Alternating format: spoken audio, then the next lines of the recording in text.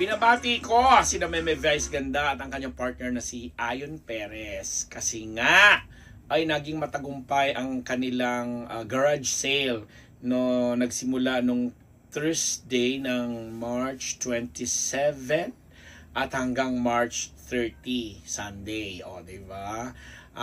Ang dami nilang mga pre-loved items mula sa mga damit, costumes, sa mga sapatos at karamihan pa ay may mga tag price pa ha. Kasi nga po ang intention nila doon, ang malilikom na pagbentahan nito mga pre-love projects nilang ito o yung mga items nilang ito ay ilalagay doon sa pondo nila para doon sa kanilang scholarship program kasi may mga scholars sina Meme Vice at Ayon na tinutulungan pinapag-aral nila at sinusuportahan nila financially. So ang ganda, napaka worthwhile na gawain, napaka noble kumbaga kasi ilan lang sila sa mga celebrities din natin, although may mga ibang celebrities na ginagawa din ganun, but syempre bilang kilala si Vice Ganda, papupurihan mo talaga siya na talagang ang ganda ng example na pinapakita niya kesa nga naman kung kani-kanino lang mapunta or although namimigay naman talaga siya ng mga gamit, di ba? And ang maganda kasi kay Vice, dahil naranasan niya na nung araw na nagsisimula siya or struggling pa lang siya that time, may mga generous na rin na mga kababayan natin na binibigyan siya ng damit, ng alahas, libreng ticket, bakasyon, etc. Ngayon, ito naman yung sinasabi niyang payback time na binibigay din niya doon sa mga tao din na gusto rin niyang tulungan, and with his partner or her partner na si Ayon, yung napapasa nila yung good deed. Ang saya lang. Ako na tumataba ang puso ko pag nakakabalita ako ng mga ganong klaseng celebrities. Sabi ko nga po, sa tinagal-tagal na rin natin dito sa industriya for almost 40 years. 40 years ang dami na rin nating nasaksihan at ang dami na rin po namin nakasama na nung araw nga silently ginagawa, pero ngayon kasi because of the social media, hindi talaga maiiwasan na napapublicize yan, nagba-viral yan, pinag-uusapan yan, lumalabas yan, kinakapture yan ng mga ibang mga generation ngayon at napag-uusapan at might as well ganun talaga kasi sabi nga natin sa pag-evolve, sa yung pag-evolve ng technology, hindi talaga might as well na makita mo nga talaga na may mga ganitong klaseng tao, and natutuwa lang kami na ginagawa yon at pinaninindigan yon ni Vice Ganda na isa pa nga magandang balita na nakarating sa amin na isang bahagi na ng programang It's Showtime para si Vice na ang nagpo-produce. Di ba, may nakapag-chismis sa amin, alam mo yan, binulgar ko dito sa Unbettable Channel na yung nagaganap na Grand Dress Back 2025 yan sa It's Showtime ay si Meme Vice na pala ang nag-conceptualize niyan. Pinaimbitahan lahat yung mga dating mga nakasama sa Grand Finals at pinagsama-sama sila, hinati-hati sila into, alam ko, for yung pangkat na tinatawag. Kaya lang may mga elimination na nang gaganap hanggang maging tatlo, maging dalawa, etc. At talagang yung pinakamagagaling na naging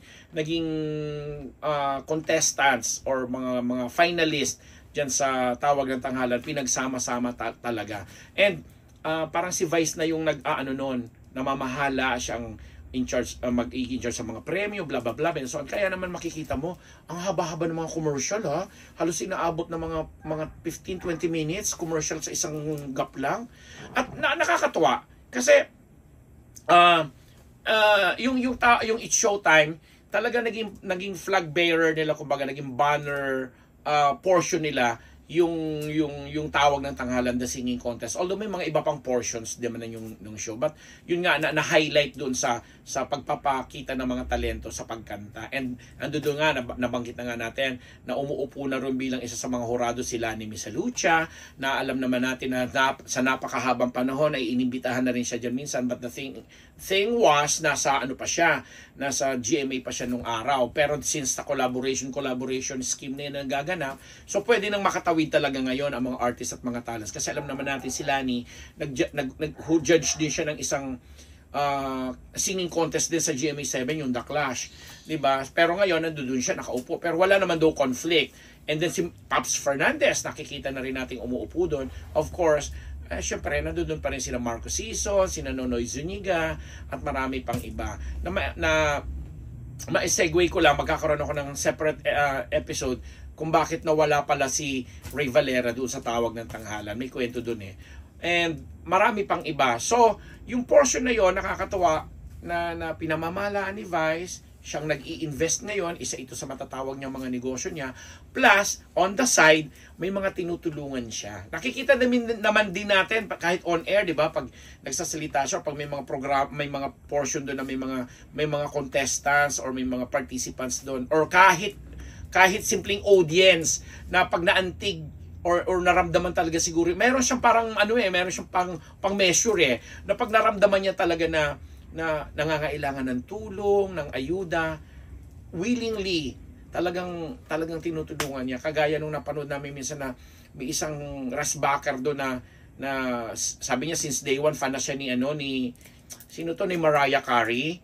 O di ba? Tas since magkakaroon ng concert si Mariah this year ngayong September yata or what, pinahanapan ng ticket ni Vice. Dahil sa i-sponsoran niya na yung makapanood ng show ni Mariah, yung Grassbacker. May mga ganung maliliit na bagay, pero maliliit na bagay and yet malalaki ang epekto sa iba.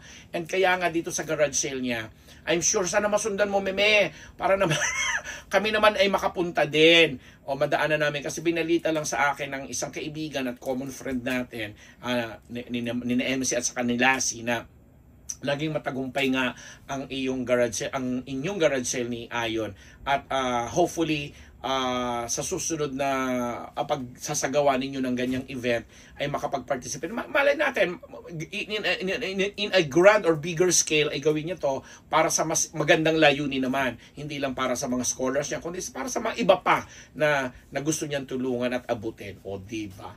Maraming salamat. Congratulations, Meme Vice Ganda at Ayon Perez, at sa lahat ng mga